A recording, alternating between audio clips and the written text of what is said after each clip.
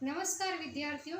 प्रतियोगिता परीक्षा की तैयारी करने वाले सभी विद्यार्थियों का स्वागत है मेरे चैनल हिस्ट्री विद केवी चौधरी में। हम पढ़ रहे थे राजस्थान के राजवंशों का इतिहास, और राजवंशों के इतिहास के अंतर्गत हम पढ़ रहे थे मेवाड़ के गुहिल सिसोदिया वंश के बारे में। तो हमने मेवाड़ के गुहिल सिसोदिया वंश के संस्थापक से लेकर महाराणा मुकुल तक का इतिहास पढ़ लिया था। आज हम देखेंगे महाराणा कुंभा के बारे में।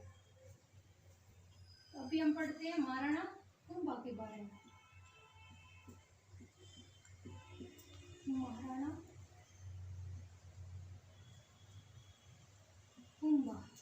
कुंभा का शासनकाल 1433 ईस्वी से लेके 1468 ईस्वी तक। इनके पिता का नाम मुकुल और माता सौभाग्य देवी।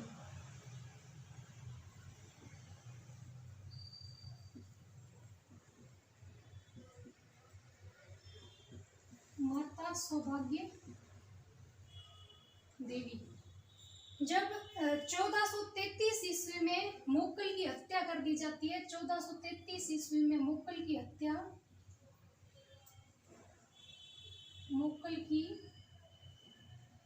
हत्या कर दी जाती है दासी पुत्र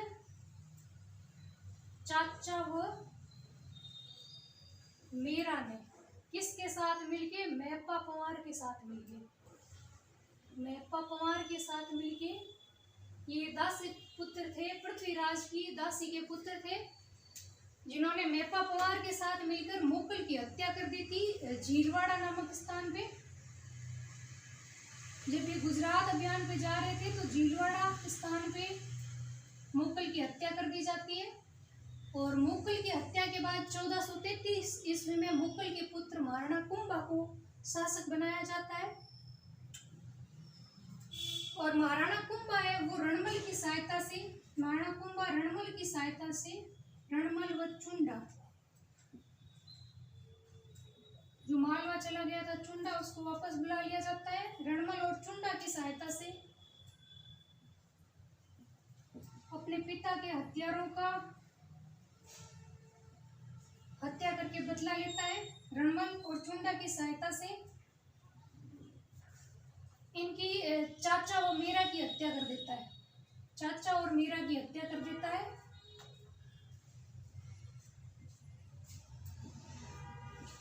चाचा व मीरा की हत्या कर देता है। और मेहपा पंवार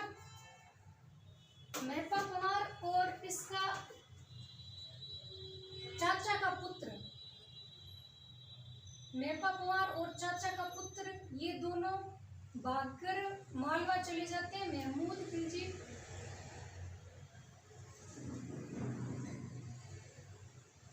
खिलजी फर्स्ट के पास चले जाते हैं, जो बाद में महाराणा कुंभा और महमूद खिलजी के बीच दुश्मनी का कारण बनता है कि उसने महाराणा कुंभा के पिता के हत्यारों को अपने यहाँ शरण दी थी महमूद खिलजी प्रथम ने। इसके बाद रणमल का जो हस्तक्षेप है वो मुकुल के समय, जब मुकुल का संरक्षक हंसाबाई ने रणमल को बनाया था, तो मेवाड़ में रणमल का हस्तक्षेप बढ़ता गया। उसने अपनी स्थिति मजबूत करनी शुरू की। बड़े बड़े पदों पर मेवाड़ के सामंतों को, मेवाड़ के सरदारों को हटाकर और राठौड़ों को नियुक्त करना शुरू कर दिया। और मेवाड़ की सत्ता पर अपनी एक पावरफुल शक्ति वो बनने लगा था, इस चीज़ का फायदा उठा के कि मुकुल अल्पायु का था। तो रणमल उस समय शक्तिशाली हो रहा था, वही उसने सेम तरीका अपनाया। महाराणा कुंभा के समय वो और ज़्यादा शक्तिशाली हो रहा था। तो चुंडा का भाई और लाखा का एक पुत्र था राघव देव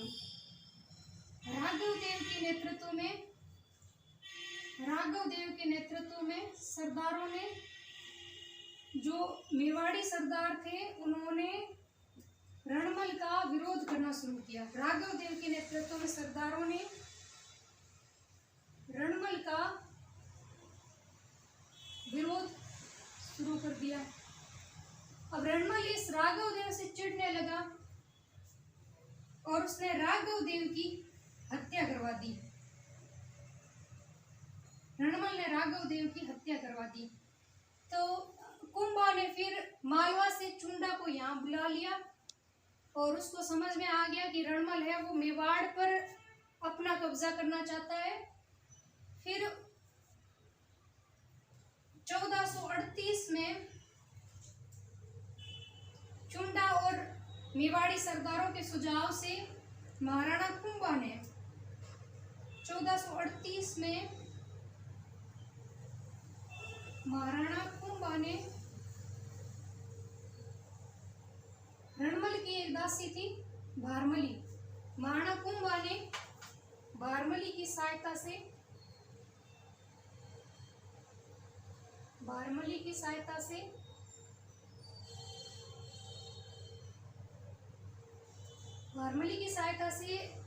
रणमल को जहर दिला दिया। रणमल को जहर देके हत्या कर दी।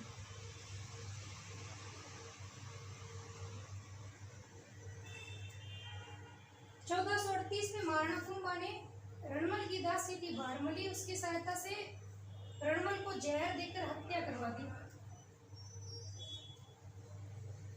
अब उस समय रणमल का पुत्र जोधा वहीं था मेवाड़ में। रणमल का पुत्र जोधा मेवाड़ में था। वो वहां से भागकर बीकानेर के पास काहुनी गांव में शरण लेता है।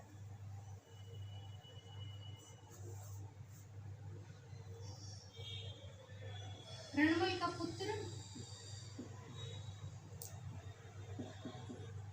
पुत्र जोधा मेवाड़ से भागकर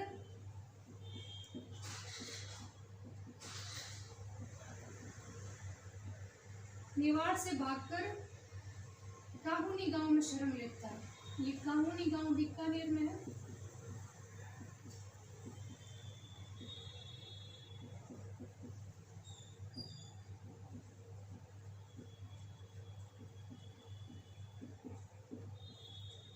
चुंडा है वो जोधा का पीछा करता है और जाके मंडोर पर अधिकार कर लेता है। चुंडा मंडोर पर अधिकार कर लेता है।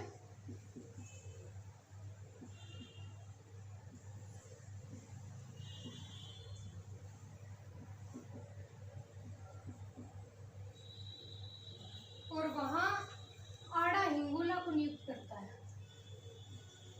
मंडोर पर आड़ा हिंगोला को नियुक्त करके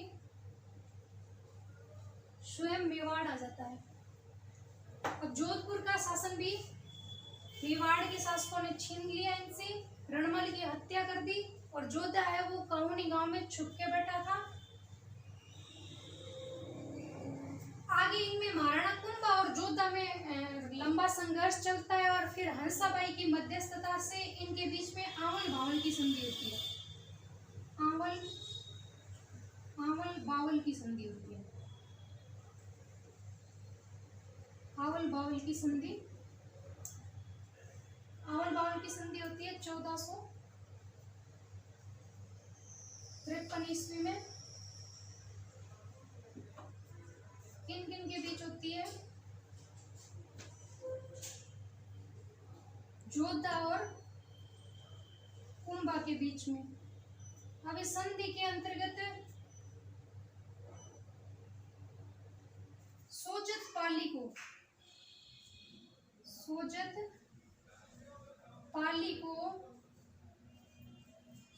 पाली को मेवाड़ व मारवाड़ की सीमा मान लिया जाता है। मेवाड़ व मारवाड़ की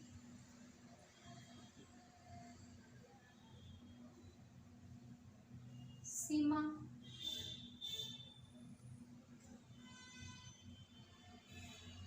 मान लिया।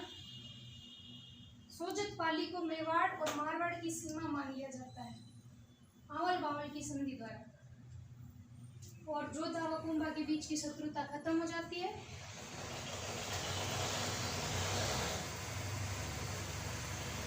अब मालवा के महमूद खिलजी से कुंभा की दुश्मनी ये थी कि कुंभा के पिता मुगल के हत्यारे थे, वो भाग के महमूद खिलजी फर्स्ट के पास चले गए थे। तो 1437 ईस्वी में सारंगपुर का युद्ध होता है। सारंगपुर का युद्ध, सारंगपुर का युद्ध 1437 ईस्वी में होता है।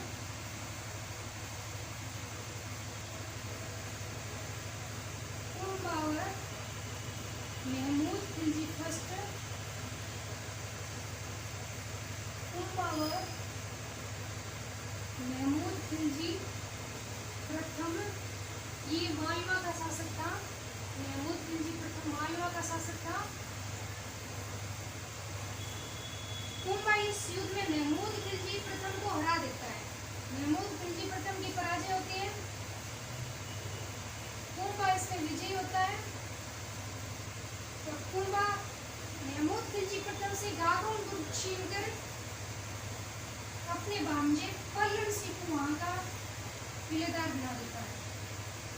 गागरोन दुर्ग छीनकर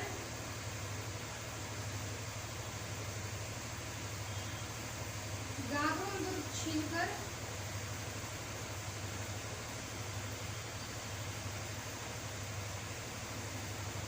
अपने भांजे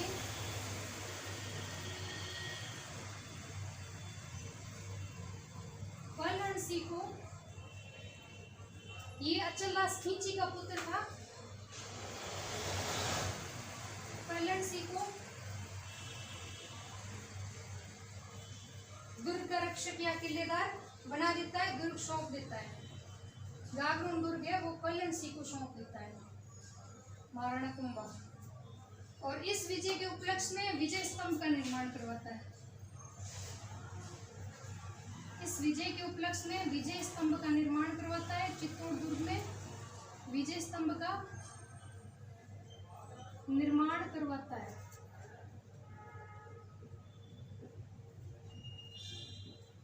सारंगपुर का युद्ध 1437 ईस्वी में कुंभा और महमूद खिलजी प्रथम के बीच में होता है। महमूद खिलजी प्रथम को कुंभा हरा देते हैं और उससे गागरोन का दुर्ग छीन लेते हैं। और गागरोन का दुर्ग अपने भांजे जो अचलदास खिंची का पुत्र था, अचलदास खिंची महाराणा कुंभा का बहनोई था, वो अपने भांजे पल्लन सिंह को वो दुर्ग सौंप देता है गागरोन का।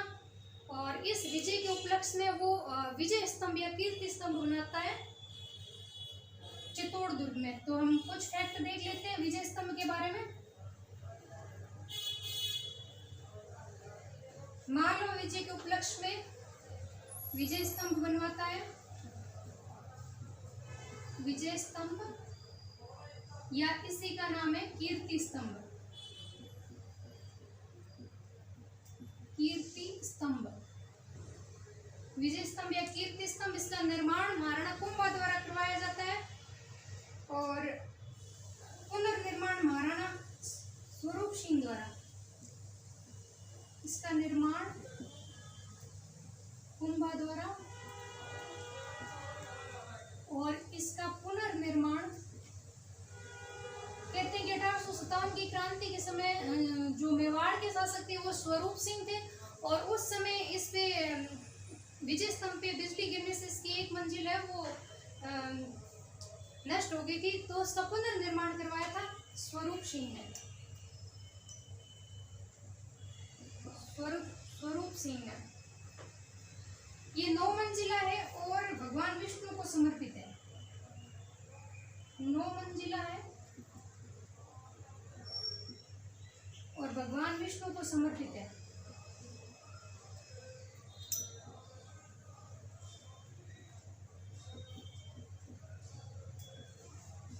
भगवान विष्णु को समर्पित है।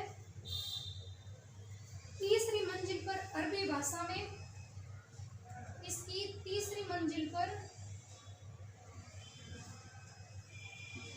इसकी तीसरी मंजिल पर अरबी भाषा में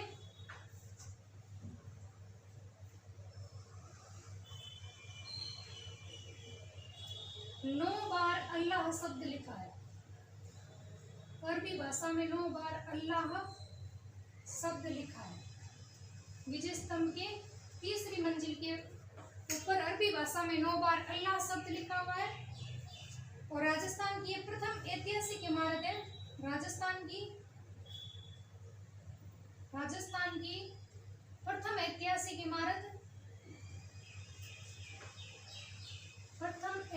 इमारत जिस पर डाक टिकट जारी किया, भारत सरकार ने जिस पर डाक टिकट जारी किया है। ऐतिहासिक इमारत जिस पर 1949 ईस्वी में भारत सरकार ने डाक टिकट जारी किया। भारत सरकार ने डाक टिकट जारी किया। राजस्थान की प्रथम ऐतिहासिक इमारत है जिस पर भारत सरकार ने 1949 ईस्वी में डाक टिकट जारी किया था। इसके अलावा इसके उपनाम मिलते हैं, जैसे बौद्धिक मूर्तियां होने के कारण इसको मूर्तियों का अजायब घर कहा जाता है। मूर्तियों का, अनेक हिंदू देवी देवताओं की मूर्तियां होने के कारण इसको मूर्तियों का अजायब घर कहा जाता है। और इसी को मूर्ति कला का विश्वकोश, भारतीय मूर्ति कला का विश्वकोश भी इसको बोलते हैं। भारतीय मूर्ति कला का विश्वकोश, भारतीय मूर्ति कला का विश्वकोश कहा जाता है। अनेक हिंदू देवी देवताओं की मूर्तियां होने के कारण इसको मूर्तियों का अजायब घर और भारतीय मूर्ति कला का विश्वकोश इसको कहा जाता है। और इसकी तुलना कुतुब मीनार से की है। कुतुब मीनार से जेम्स टोड ने की है। इसकी तुलना कुतुब मीनार से जेम्स टोड ने की है। और इसके अलावा इसकी तुलना रोम के टार्जन टावर से की है फर्ग्यूसन ने। कुतुब मीनार से और रोम के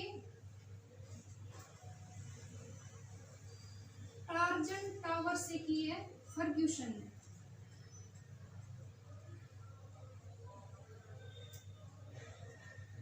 फर्ग्यूसन ने इसकी तुलना रोम के टार्जन टावर से की और कुतुब मीनार से इसकी तुलना जेम्स टोड ने की है। ये विजय स्तंभ मालवा विजय की उपलक्ष्य में बनवाया था। महमूद खिलजी प्रथम पे विजय के उपलक्ष्य में बनवाया था। चित्तौड़ दुर्ग में स्थित है। इसी प्रकार कीर्ति स्तंभ भी इसका नाम है। और एक कीर्ति स्तंभ है वो चित्तौड़ दुर्ग में है जो जैन धर्म से संबंधित आदिनाथ को समर्पित है। आप कंफ्यूज मत होना कि ये कीर्ति स्तंभ दो कैसे है। विजय स्तंभ का भी नाम है कीर्ति स्तंभ और एक कीर्ति स्तंभ है वो कीर्ति स्तंभ चित्तौड़ दुर्ग में है ये। और वो 9 मंजिला है जो विजय स्तंभ है जिसका कीर्ति स्तंभ नाम है। ये 7 मंजिला कीर्ति स्तंभ है और भगवान आदिनाथ को समर्पित है। जैन धर्म के तीर्थंकर भगवान आदिनाथ को समर्पित, इसलिए इसको आदिनाथ स्तंभ भी कहते हैं। इसको आदिनाथ स्तंभ भी कहते हैं। और इसका निर्माण इसका कीर्ति स्तंभ का जैन व्यापारी धर्णक शाह ने करवाया था कुमारपाल के शासनकाल में। कुमारपाल के शासनकाल में करवाया था। ये कीर्ति स्तंभ अलग है और विजय स्तंभ इससे अलग है। इस तरह महमूद खिलजी प्रथम को हरा के कुंभा विजय स्तंभ बनाता है। लेकिन 1444 ईस्वी में महमूद खिलजी प्रथम फिर से आक्रमण करता है। 1444 ईस्वी में महमूद खिलजी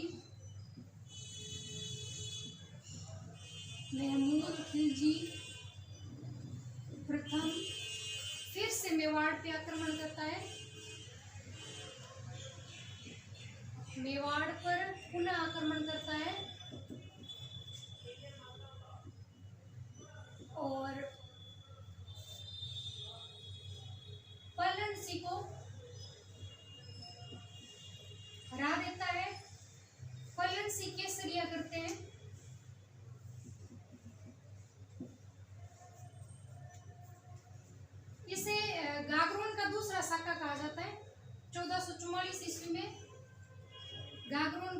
दूसरा शाखा होता है। कलन से वीर गति को प्राप्त होते हैं, गागरोन का दूसरा शाखा इसको बोला जाता है।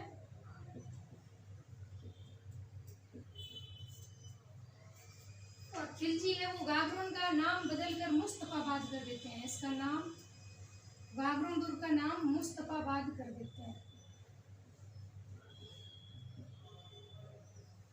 अब हम देखते हैं कि महाराणा कुंभा का गुजरात के शासक के साथ क्या संघर्ष रहा है।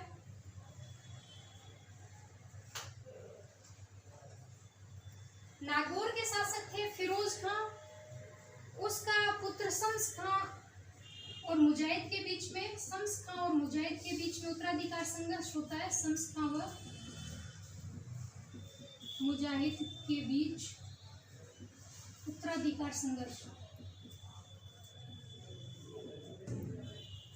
शम्स खां और मुजाहिद के उत्तराधिकार संघर्ष में कुंभा ने हस्तक्षेप किया और शम्स खां को नागौर का शासक बना दिया और शम्स खां से ये शर्तें रखी कि वो नागौर के किले का नागौर का शासक बना दिया। उसके साथ ये शर्तें रखी कि वो नागौर के किले का पुनर्निर्माण नहीं करवाएगा और वो महाराणा कुंभा का सामंत बना रहेगा। लेकिन शम्स खां ने गुजरात के शासक के साथ मिलकर उस शर्तों का खंडन किया और नागौर के किले का पुनर्निर्माण करवाया। और इसने गुजरात के शासक के साथ मिलकर कुंभा के विरुद्ध षड्यंत्र रचना शुरू किया। गुजरात का शासक था कुतुब शाह।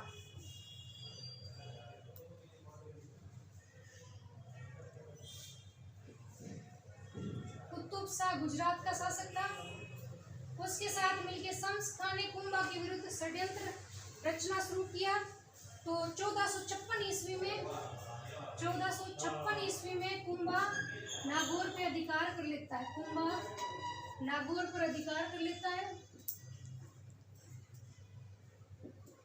नागौर पर अधिकार कर लेता है और शम्स खां भाग के गुजरात के शासक कुतुब शाह के पास चला जाता है। शम्स खां जब कुंभा 1456 ईस्वी में नागौर पर अधिकार कर लेता है तो शम्स खां भागकर कुतुब शाह के पास चला जाता है।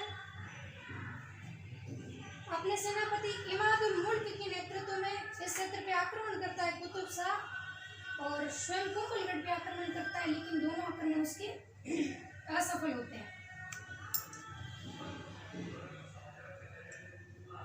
कुतुब शाह है वो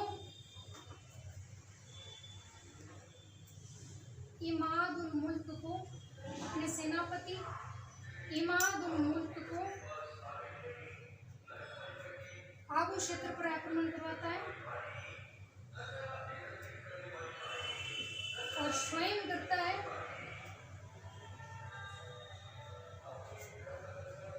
स्वयं कुंभलगढ़ पर आक्रमण करता है।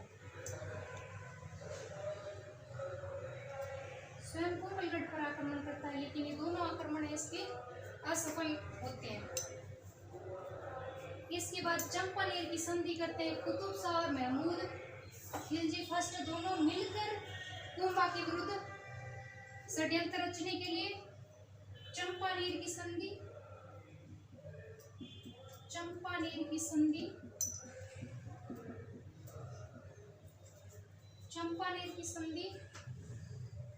1456 ईस्वी में कुंभा के विरुद्ध करते हैं।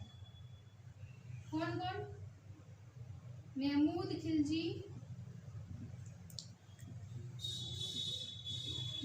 खिलजी प्रथम जो मालवा का शासक है।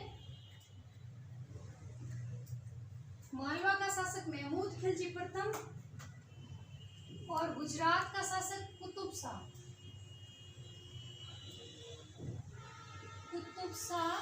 गुजरात का शासक। ये चंपानेर की संधि करते हैं 1456 ईस्वी में दोनों कुंभा के विरुद्ध कि हम मिलकर कुंभा को हराएंगे और मेवाड़ है वो जीतने पर आधा आधा बांट लेंगे। मेवाड़ को जीतकर आधा आधा बांट लेंगे।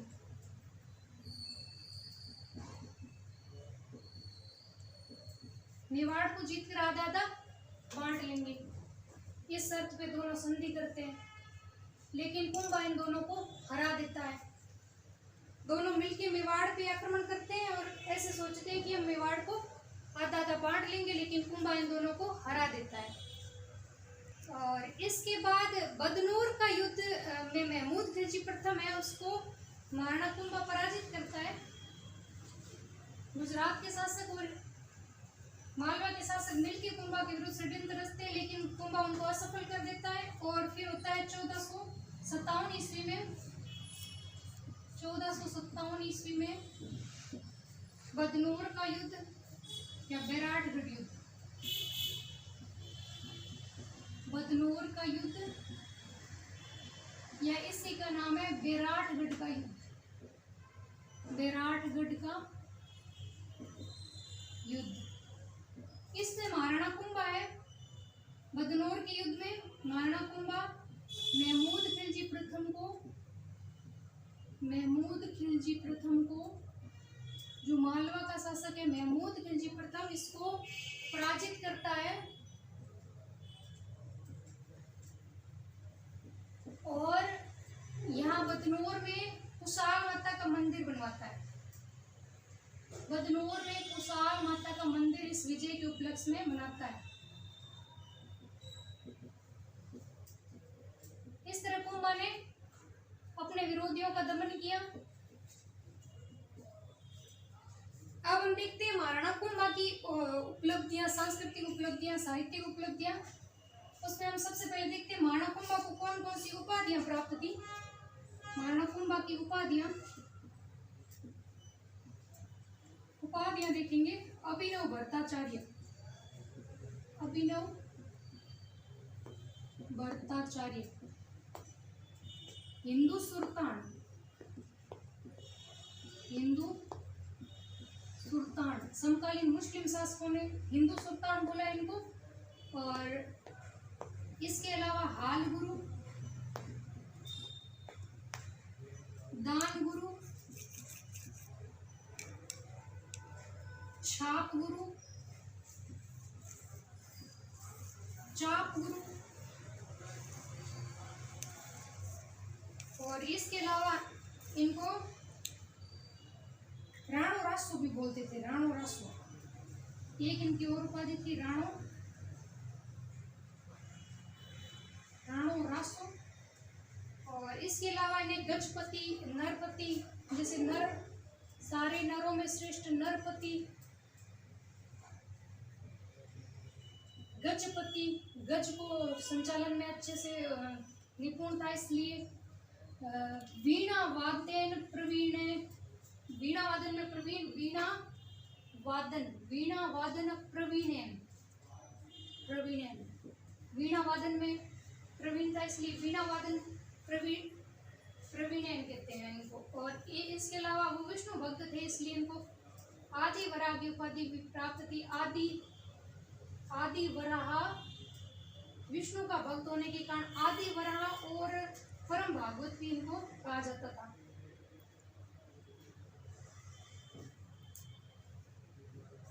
आदि वराह और परम भागवत इनको कहा जाता था। ये महाराणा कुंभा की उपाधियां हैं। हाल गुरु, पहाड़ी दुर्गों का स्वामी होने के कारण इनको हाल गुरु कहते थे। दान देने में अत्यधिक रुचि होने के कारण इनको दान गुरु कहते थे। और छाप गुरु यानी छापामार युद्ध पद्धति में निपुण थे। और चाप गुरु यानी धनुर्विद्या में, छापामार युद्ध पद्धति, छापामार युद्ध में प्रवीण थे, इसलिए इनको छाप गुरु। और चाप धनुष को कहते हैं, धनुर्विद्या में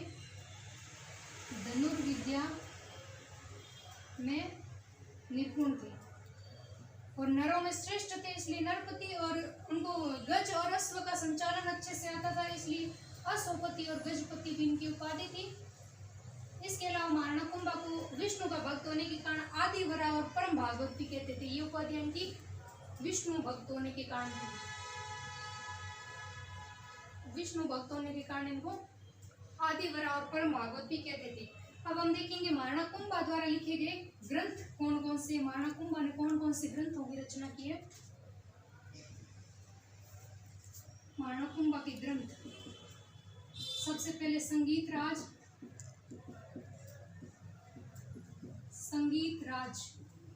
संगीत राज ग्रंथ है। इसके 5 भाग थे, पाठ्य रत्न,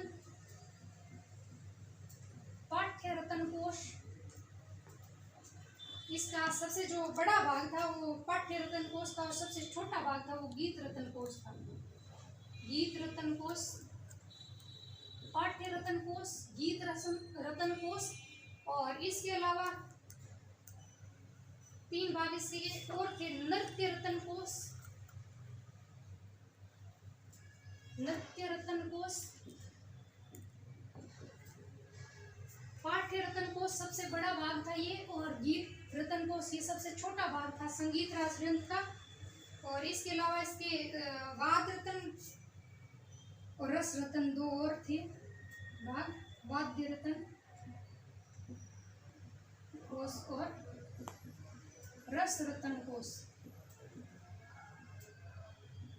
ये कुंभा ने संगीत राज ग्रंथ रचा, उसके 5 भाग थे। पाठ्य रत्न कोश सबसे बड़ा, गीत रत्न कोश सबसे छोटा, नृत्य रत्न कोश और वाद्य रत्न कोश और रस रत्न कोश, ये 5 भाग थे। इसके अलावा कुंभा ने और जो ग्रंथ लिखे हैं, कामराज रतिसार, कामराज रतिसार, इसके 7 भाग थे।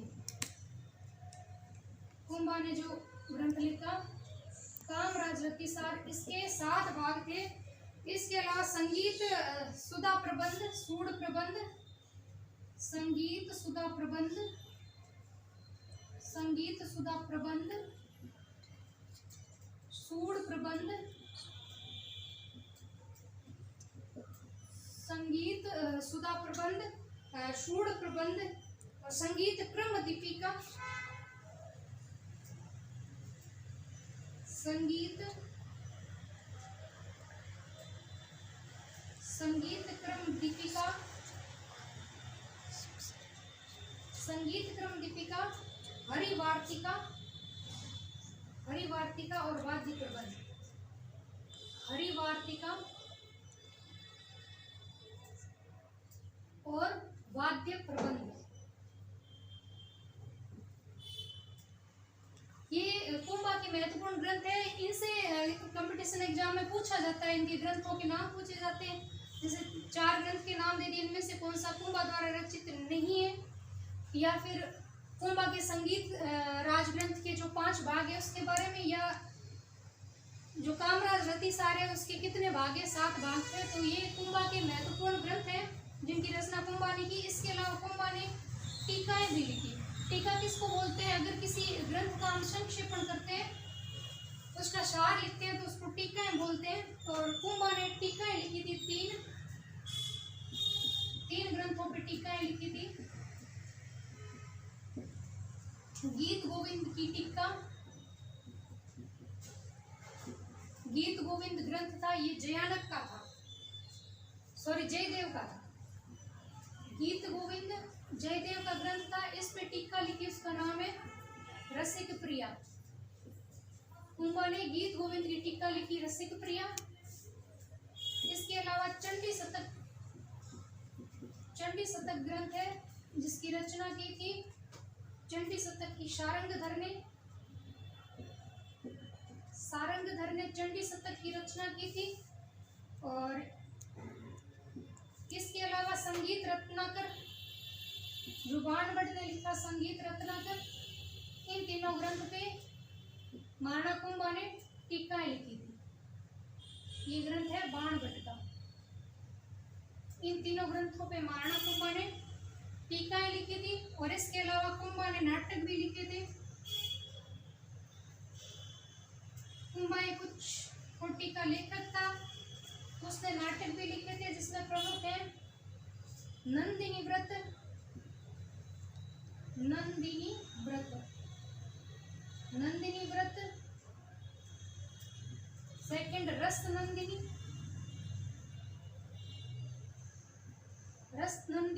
नंदिनी व्रत, मुरारी संगीत और अतुल्य चातुरी। मुरारी संगीत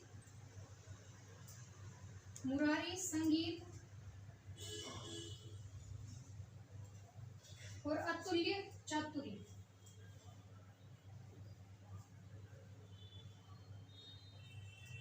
ये कुंभा ने 4 नाटक लिखे थे और 3 ग्रंथों पे टीकाएं लिखी थी।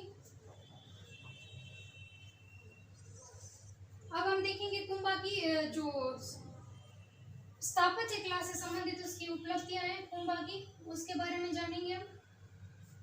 महाराणा कुंभा के बारे में वीर विनोद के ग्रंथ के लेखक श्यामल दास ने कहा है, श्यामल दास ने अपने ग्रंथ वीर विनोद में से बोला है, वीर विनोद में बोला है कि जो राजस्थान के 84 दुर्गों में से, राजस्थान के 84 दुर्गों में से 32 दुर्गों का निर्माण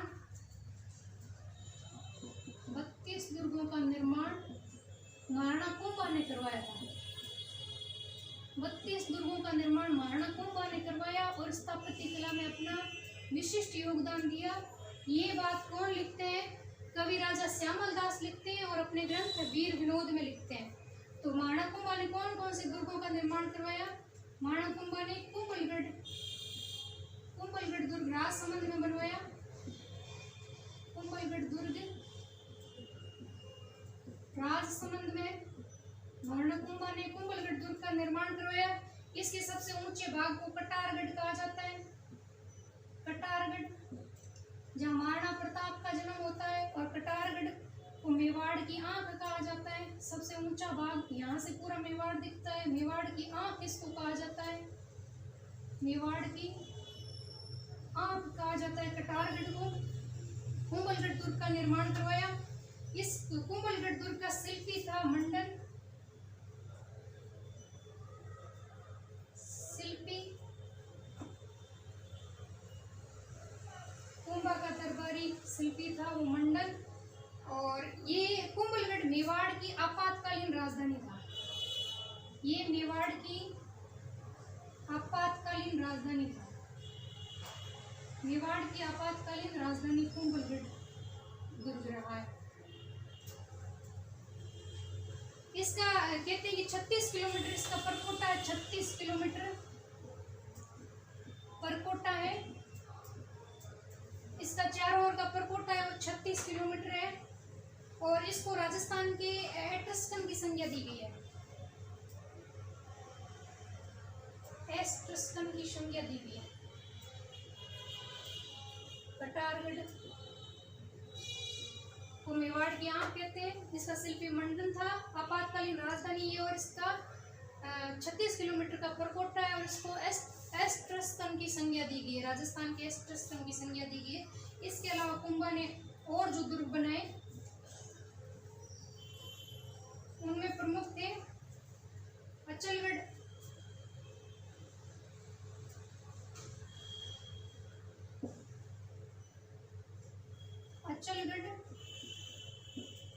ये आबू शिरोई में था।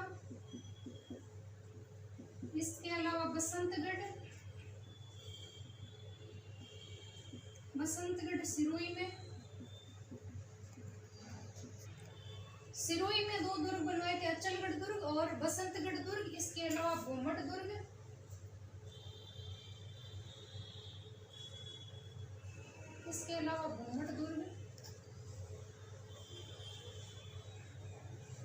दुर्ग, उदयपुर में, और बदनौर दुर्ग भीलवाड़ा में। बदनौर दुर्ग भीलवाड़ा में कुंभा ने अनेक दुर्गों का निर्माण करवाया, जिसमें प्रमुख दुर्ग ये है। इसके अलावा कुंभा का और स्थापत्य कला में क्या योगदान है वो देखते हैं। कुंभा ने और कौन कौन सी इमारतें बनवाई थी? मुख्य रूप से मेवाड़ में उन्होंने चित्तौड़ में लक्ष्मीनाथ मंदिर बनाया था। चित्तौड़ दुर्ग में लक्ष्मीनाथ मंदिर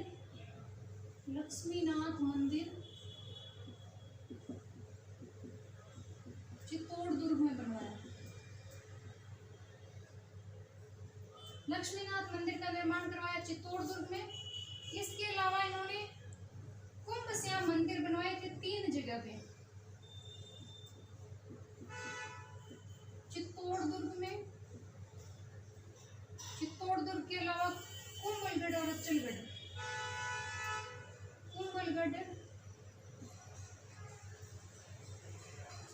और अचलगढ़ में महाराणा कुंभा ने इन तीनों दुर्गों में कुंभश्याम मंदिर बनवाया, अपने नाम से कुंभश्याम मंदिर बनवाया। इसके अलावा श्रृंगार चौरी बनवाई, अपनी पुत्री का विवाह करते समय चौरी के रूप में इसका उपयोग किया, इसलिए इसका नाम श्रृंगार चौरी हो गया। और रणकपुर के जैन मंदिर, रणकपुर के जैन मंदिरों का निर्माण कुंभा ने करवाया। जैन मंदिर जो कि भगवान आदिनाथ को समर्पित है, आदिनाथ को समर्पित, जैन तीर्थंकर आदिनाथ को समर्पित है। और इसका निर्माण धरणक शाह ने करवाया।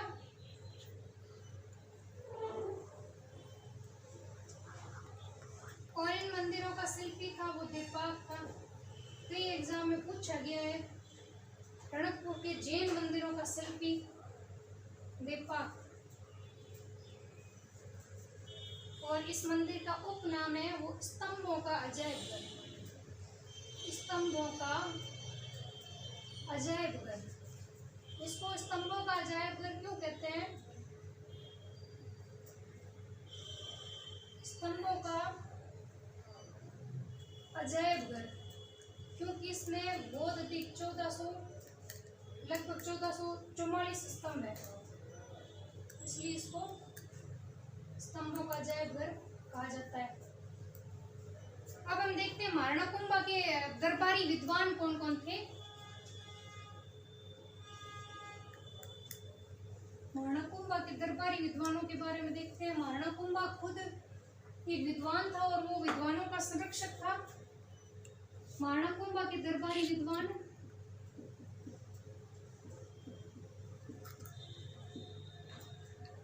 इनमें हम सबसे पहले देखेंगे जो महाराणा कुंभा के संगीत गुरु थे सारंगधर व्यास। सारंगधर व्यास ये महाराणा कुंभा के संगीत गुरु थे। और महाराणा कुंभा के आध्यात्मिक गुरु थे हीरानंद। हीरानंद ये कुंभा के आध्यात्मिक गुरु थे। सारंगधर, हीरानंद, इसके अलावा अत्रि भट्ट,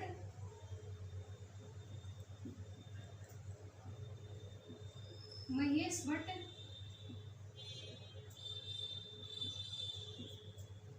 अत्रि भट्ट ने कीर्ति स्तंभ प्रशस्ति की रचना की थी। कीर्ति स्तंभ प्रशस्ति की रचना की और इसको संपूर्ण किया था महेश भट्ट ने। महेश भट्ट अत्रि भट्ट के पुत्र थे और इन्होंने कुंभलगढ़ प्रशस्ति की रचना की थी। कुंभलगढ़ प्रशस्ति की रचना की।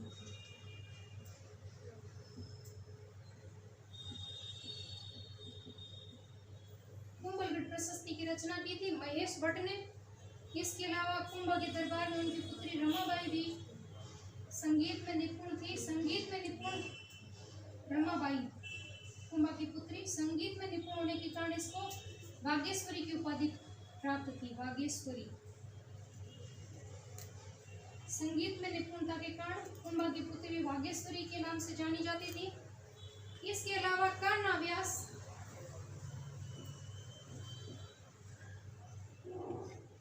कर्णा व्यास, मिहाजी,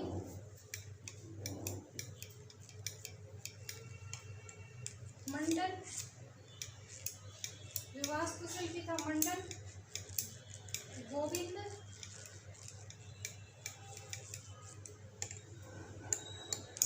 नाथ था और तिल्ला भट्ट। ये कुंभा के दरबारी विद्वान थे सारे। कर्णा व्यास ने मातमी की रचना की, एक लिंग मातमी की रचना की।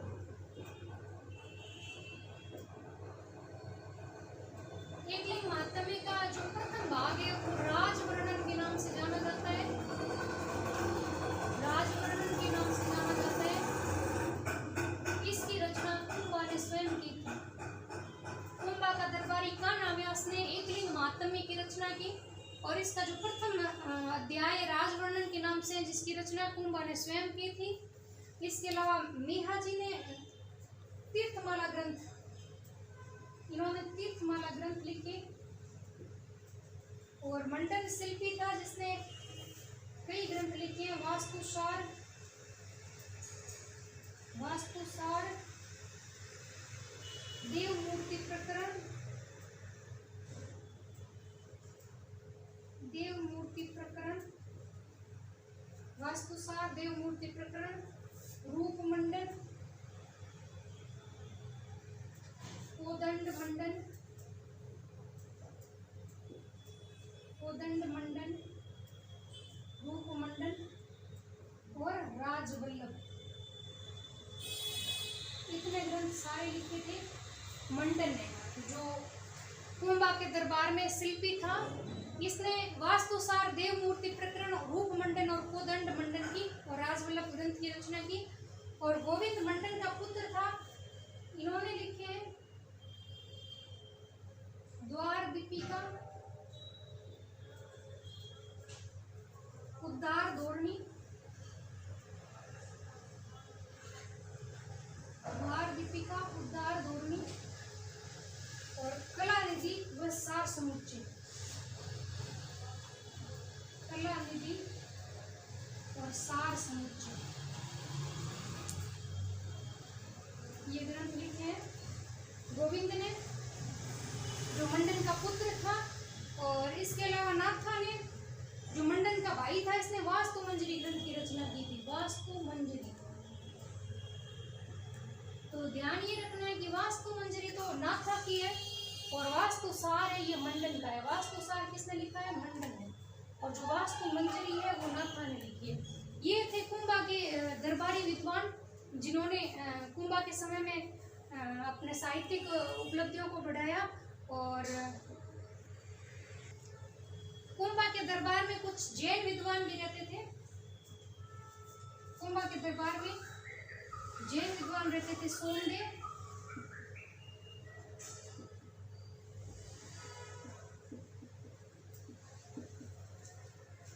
सोमदेव, सोमदेव के अलावा जयचंद सूरी, सोम सुंदर, जयचंद सूरी,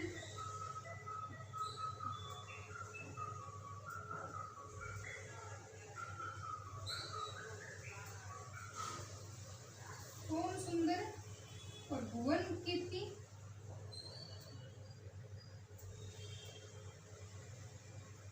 भुवन कीर्ति और मुनि सुंदर,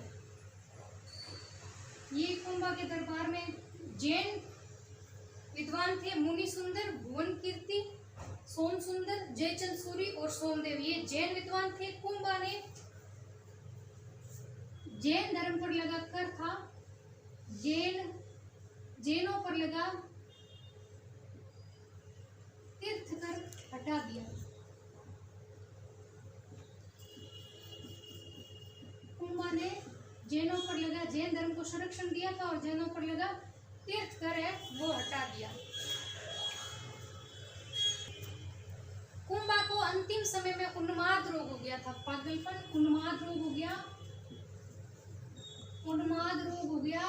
इस कारण कुंभा की मामादेव कुंड के पास, मामादेव कुंड के पास जो कुंभलगढ़ में है, मामादेव कुंड, मामादेव कुंड के पास कुंभलगढ़ में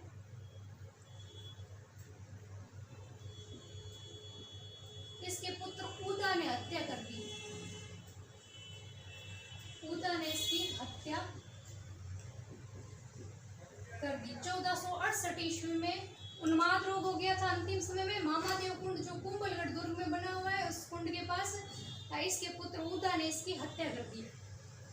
और उदा के बाद फिर ये उदा 1468 ईस्वी में शासक बन जाता है और मेवाड़ का प्रथम जो पितृहंता शासक है, मेवाड़ का पितृहंता शासक भी इसको उदा को कहा जाता है, पितृहंता शासक। इस कारण ये लोग अलोकप्रिय हो गया, लोग इसको पसंद नहीं करते थे, इसने अपने पिता की हत्या की थी। तो 1468 ईस्वी में ये उदा को हटाकर जो मेवाड़ का अगला शासक बनता है वो रायमल बनता है। रायमल 1468 ईस्वी में उदा को हराकर 2 युद्ध करता है ये उदा से और मेवाड़ का शासक बनता है रायमल 1468 ईस्वी में। अब हम देखते हैं मेवाड़ के अगले शासक रायमल के बारे में, जो कुंभा के बाद शासक बनता है। 1468 में कुंभा का पुत्र उदा शासक बनता है, लेकिन उदा को हटाकर रायमल मेवाड़ पर अधिकार करता है। जावर और दाड़िमपुर के युद्धों में इसने हराया था उदा को। जावर व दाड़िमपुर युद्धों में हरा के जो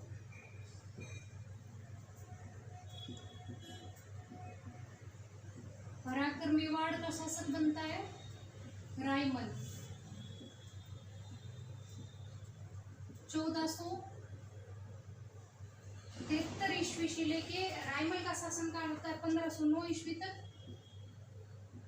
तो 1473 ईस्वी में ये जावर व दाड़िमपुर के युद्धों में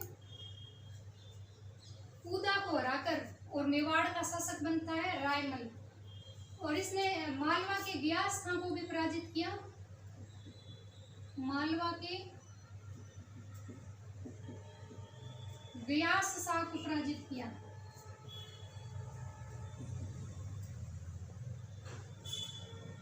मालवा के व्यास शाह को पराजित किया रायमल ने। और एकलिंग मंदिर का वर्तमान स्वरूप है वो रायमल ने बनवाया। एकलिंग मंदिर के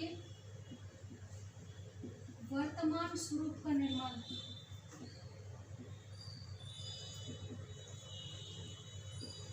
एकलिंग मंदिर के वर्तमान स्वरूप का निर्माण रायमल ने करवाया। और चित्तौड़ में अद्भुत जी का मंदिर बनवाया। अद्भुत जी मंदिर इसने चित्तौड़ में बनवाया। और इसकी रानी श्रृंगार कंवरी इसकी रानी थी रायमल की। उसने चित्तौड़ में घोसुंडी बावड़ी का निर्माण करवाया। घोसुंडी बावड़ी का निर्माण करवाया। इसकी रानी श्रृंगार कंवरी ने चित्तौड़ में घोसुंडी बावड़ी का निर्माण करवाया। अब हम देखेंगे घोसुंडी शिलालेख के बारे में, जो 2री शताब्दी ईस्वी पूर्व का है। घोसुंडी शिलालेख, घोसुंडी शिलालेख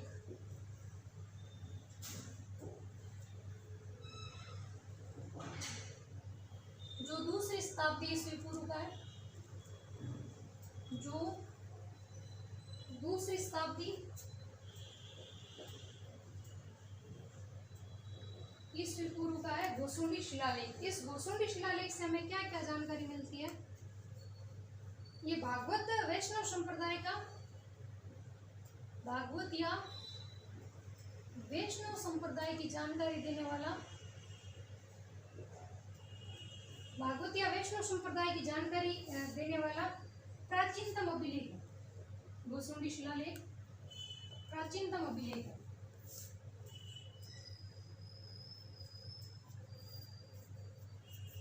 इसके अलावा हमें घोसुंडी शिलालेख से गजवंश के राजा सर्वताप के द्वारा अश्वमेध यज्ञ की जानकारी मिलती है। गजवंश के राजा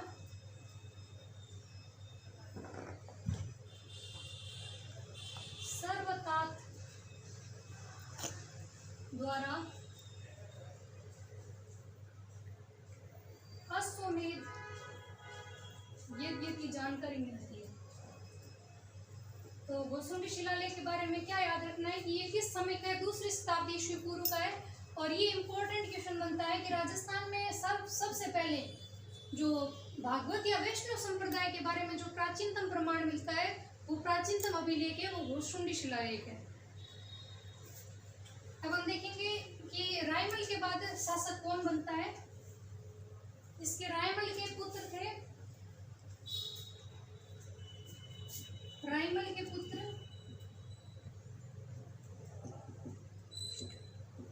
रायमल के 3 पुत्र थे।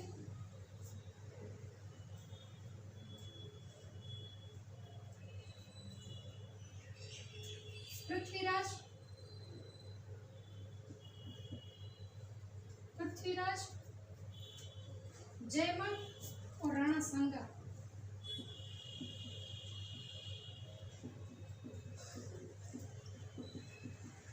जयमल और राणा सांगा। पृथ्वीराज सिसोदिया को उड़ना राजकुमार कहा जाता है, उड़ना राजकुमार।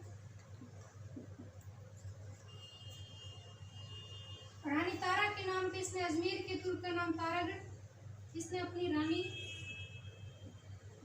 तारा के नाम पर अजमेर दुर्ग का नाम तारागढ़ रखा।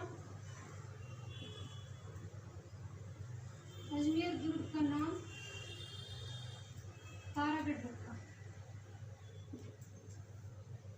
अजमेर दुर्ग का नाम तारागढ़ दुर्ग रखा। और इसकी छतरी है वो कुंभलगढ़ में है। पृथ्वीराज की छतरी कुंभलगढ़ में।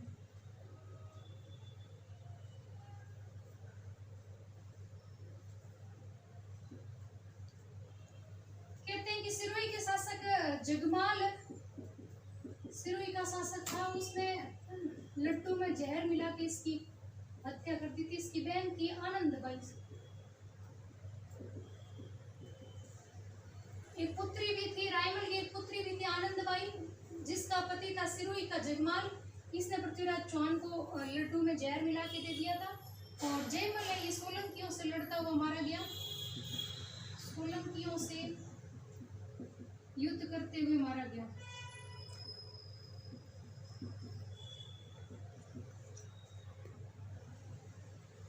इसके बाद राणा सांगा है, वो 1509 से लेके 1509 ईस्वी में शासक बनते हैं। और 1509 से लेके 1528 ईस्वी तक राणा सांगा ने मेवाड़ पर शासन किया। राणा सांगा का अपने भाइयों से विरोध होने का कारण था कि इसके बचपन में किसी ने भविष्यवाणी की कि आगे भविष्य में मेवाड़ का शासक है वो राणा सांगा बनेगा। तो ये जगमाल और पृथ्वीराज इस पे आक्रमण करते रहते थे। तो राणा सांगा ने उस समय अजमेर के करमचंद कुमार की यहाँ शरण ली थी। करमचंद कुमार के यहाँ शरण ली थी राणा सांगा ने। आगे हम देखेंगे राणा सांगा के बारे में, राणा सांगा का इतिहास पढ़ेंगे हम नेक्स्ट वीडियो में। अगर आपको मेरा वीडियो पसंद आता है तो आप इसको लाइक करें, ज़्यादा से ज़्यादा प्रतियोगिता परीक्षा की तैयारी करने वाले विद्यार्थियों तक इसको शेयर करें और मेरे चैनल को सब्सक्राइब करें।